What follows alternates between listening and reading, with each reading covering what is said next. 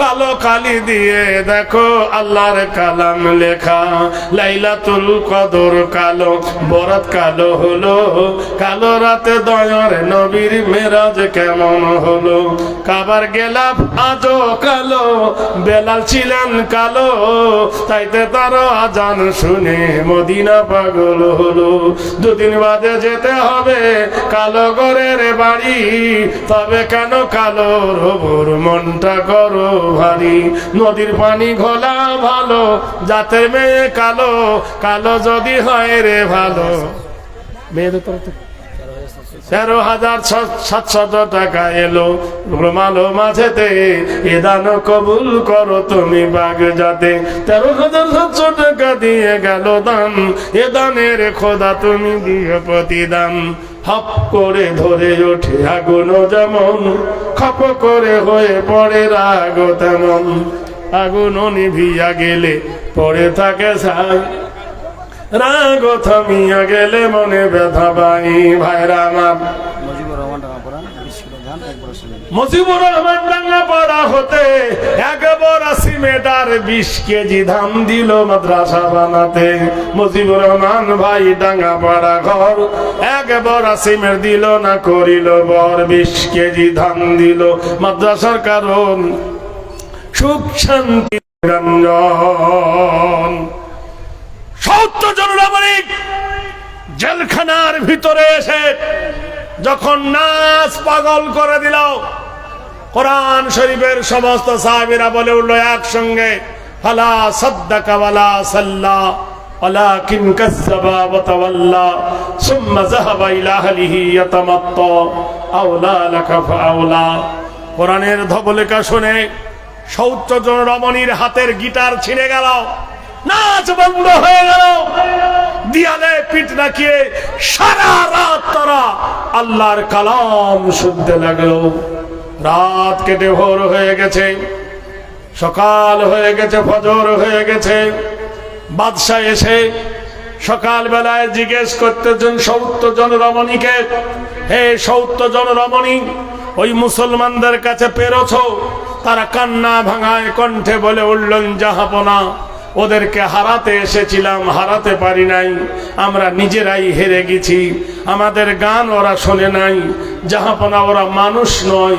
আমাদের দিকে একবার কেউ দৃষ্টি দিল না, আমাদের চেহারার দিকে কেউ তাকালো না, আমাদের এই ভরা জৈবন লাবণ্যর দিকে কেউ নজরও দিল না, একবারের দিকে কেউ তাকিয়ে দেখলো না। সারা রাত ওরা কোরআন পড়লো, ওদের কোরআন শুনে শুনে আমাদের পরাণ ঠান্ডা হয়ে গেছে। আমরা রাতের আধারে কখন ওদের প্রেমে পড়ে আমরা মুসলমান হয়ে গেছি, বলুন সুবহানাল্লাহ। দাঁতের উপরে দাঁত রেখে বাদশা বলে, রে মুসলমানেরা, আমার মদ খেলি না, আমার মাংস খেলি না, আমার নারীগুলোকে তোরা ব্যবহার করলি না, জেনে রেখে দে, তোদেরকে আমি ফাঁসি দেব। সঙ্গে সঙ্গে ঘোষণা হয়ে গেল, 70 জনকে নিয়ে সাজিয়ে ফাঁসি দিয়ে দাও। তাদের মধ্যে যিনি মেন ক্যাপ্টেন কমান্ডার বলল, যাও কমান্ডারকে ধরে নিয়ে আসো। সাঈদ রাদিয়াল্লাহু তাআলা আনহু বললেন, আমি কমান্ডার, যুবকদের নেতা। হাসির মঞ্চে যুবককে যখন গলায় দড়ি দিয়েছেন, দাঁত বার করে হাসতেছেন। বাদশা বলছে, তোমাদের তোমাদের কোরআনে আছে হাসো কম কাঁদো বেশি, তুমি হাসতেছ কেন? এ বললে, বোকা কথাকার, তুই জানিস না এপারে দুনিয়া ওপারে আল্লাহ। আমাদের কবি একজন বলেছেন, যেদিন তুমি এসেছিলে ভবে, সেদিন তুমি মাত্র কেঁদেছিলে, হেসেছিল সবে। এমন জীবন তোমার করিতে হবে গঠন, মরণে হাসিবে তুমি, কাঁদিবে ভুবন। গলায় দড়ি দিতে গিয়ে বাদশা বলল, ইসমে গ্যারামি, তোমার নাম কি? তোমার বাড়ি কোথায়? জোর কণ্ঠে বীর মুজাহিদ বলল, আমার নাম হলো সাঈদ, আমার বাড়ি হলো তায়েব। চমকে উঠলেন বাদশা, সাঈদ রে, সত্য করে বলো, তুমি তায়েফের জঙ্গলের কি কাঠুরিয়া নাও? বলো, জি হ্যাঁ। আপনি কে? চিনি না।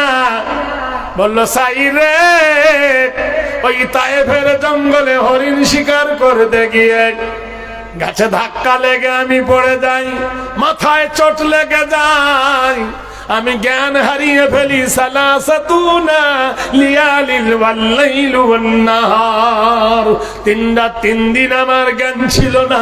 তুমি আমাকে খাইয়েছিলে, মাথায় পটি দিয়েছিলে, দুধ দিয়েছিলে, খেজুর দিয়েছিলে, মধু দিয়েছিলে। তুমি কি সেই তায়েফের জঙ্গলের কাঠুরিয়া নয়? বলেছি হ্যাঁ। বলে সাই রে, আমি তোমার কাছে বড় ঋণী। বলো কি রূপে? বাদশা বললে উপায় বলে দাও। বলে জাহামনা উপায় নেই তা নয়, একটা আছে। বলল কি? আমার হাতের বাঁধনটা খুলে দাও, পায়ের দড়িটা খুলে দাও, আর দ্রুতগামী একটা ঘোড়া দাও, আমি একবার মদিনায় যাব। বলল কেন? বলে আমি যখন যুদ্ধে আসি, আমার বিবির একটা বাচ্চা প্রসব করেছে, সেই নবজাত শিশুর মুখ পর্যন্ত আমি দেখিনি। তুমি যদি এই সুযোগটা আমাকে দাও, তোমার শোধ করা হবে আর আমার বেটার মুখ দেখা হবে। বাদশা বলে সাব্বাত, পালাবার আর ধান্দা পাও নাই, পালিয়ে যাওয়ার আর রাস্তা পাও নাই, তুমি পালিয়ে যাওয়ার মানসিকতা নিয়ে বলতেছ। বলে যাবো না, আমরা পালাবো না, আমরা মুসলমান। কথা দিয়ে কথা রাখি, মুসলমানের কাজ কথা দিয়ে রাখবো, কথা পণ করেছি আজ। ঈসা নামে একজন ইহুদি বললেন যাবো না গো। এরা কোনদিন মিথ্যা কথা বলে না, যাবো না গো। ওদের নবী চাদর গায়ে দিয়েছে, তাই আল্লাহ ডেকেছেন ইয়া আইয়ুহাল মুদাসসিরু। ওদের নবী কম্বল গায়ে দিয়েছে, তাই আল্লাহ ডেকেছে ইয়া আইয়ুহাল মুজাম্মিলু। এরা নবীর অনুসারীরা, এরা বেঈমান নয়, এরা প্রতারক নয়, এরা মিথ্যাবাদী না। আল কারিমি জাওয়াদা, এরা যা ওয়াদা করে ওয়াদা ভঙ্গ করে না। নারায়ে তাকবীর। আমাদের দেশে ওয়াদা ভঙ্গ করে।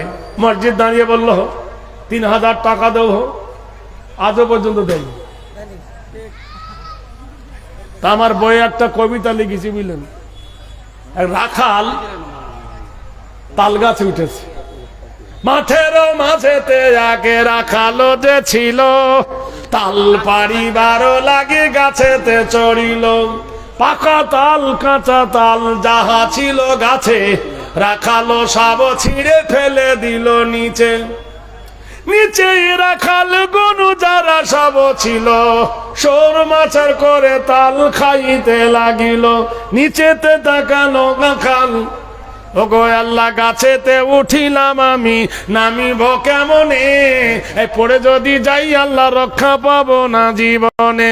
এ বিপদে আল্লাহ আর 5 টাকা দেব আল্লাহ রাহে দে তোমার। কি বললো? ক টাকা দেবে? এ ভাই ক টাকা? এই বলে রাখালো সে নামিতে লাগিল, মাঝ পথে গাছে এসে বলিতে লাগিল 5 টাকা নয় খোদা 5 শিকা দেব, 5টা শিকা দেব, তোমার রাহেতে দেব কবুল করে নিও। গোড়াতে নামিয়া রাখাল বলিতে লাগিল 5 শিকা নয় খোদা 5 পয়সা দেব। পথেতে যাইতে রাখাল বলিতে লাগিল 5 পয়সা কবুতর রাহে নাহি দেব, আর জীবনেতে কোনদিন গাছে না চড়িব। দিব না।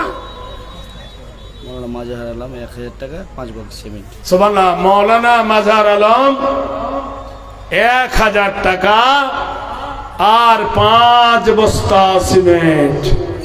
ওগোবারি দোয়া করি মাজারের কারণ সুখের জিন্দেগি তুমি করো নিরঞ্জন। কাশিবাড়ি আমাদের গ্রাম মিলে চালাই। কাশিবাড়ি থেকে মজিবুর সর্দার আন্ডারে 50,000 টাকা। কাশীপুরের মজিবুর সর্দারের আন্ডারে, কাশিবাড়ি মজিবুর সর্দারের আন্ডারে 50,000 টাকা। কামরুল সর্দার আন্ডারে 20,000 টাকা। কামরুল সর্দারের আন্ডারে 20,000 টাকা। আমাদের বুধাগাছ গ্রামে টোটাল 1,41,210 টাকা। বুধাগাছ অঞ্চলে 1,41,210 টাকা। ওদের তুলনায় তো আপনাদের কম হয়েছে।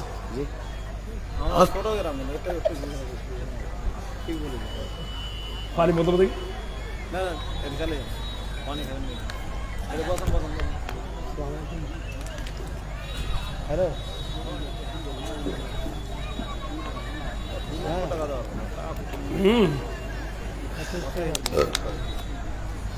আচ্ছা,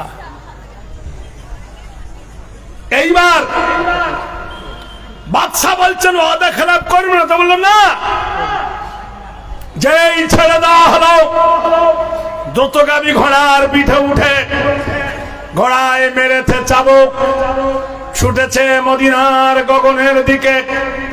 ভাইয়েরা আমার, বন্ধুরা আমার, কত বাদশাহ কত ধীরাজ এসেছে ভারতের মাটিতে।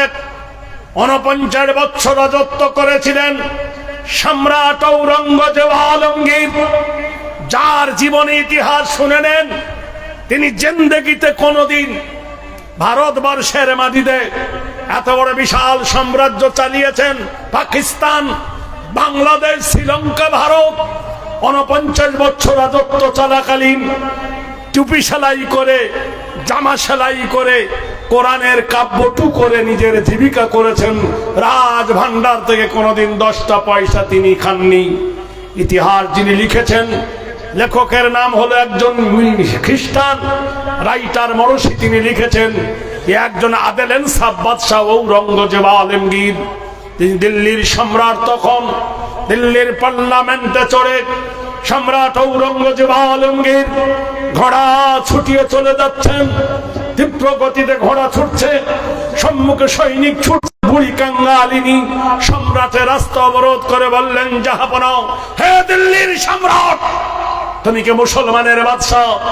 গোটাই হিন্দুর বাদশাহ। বলল, না, আমি ভারতবর্ষের বাদশাহ, আমি ঔরঙ্গজেব। বুড়ি বললেন, বাবা, আমাকে তুমি বাঁচাও। বললে, কেন? বলে, আজকের সকাল বেলায় আমার স্বামী মারা গেছে, আমার স্বামীর জ্বলন্ত চিতাতে আমাকে দাহ করা হবে। স্বামীর চিতায় আমি পুড়ে মরবো, সতীদাহ, তাতে আমার দুঃখ নাই। আমার একটা 1.5 বছরের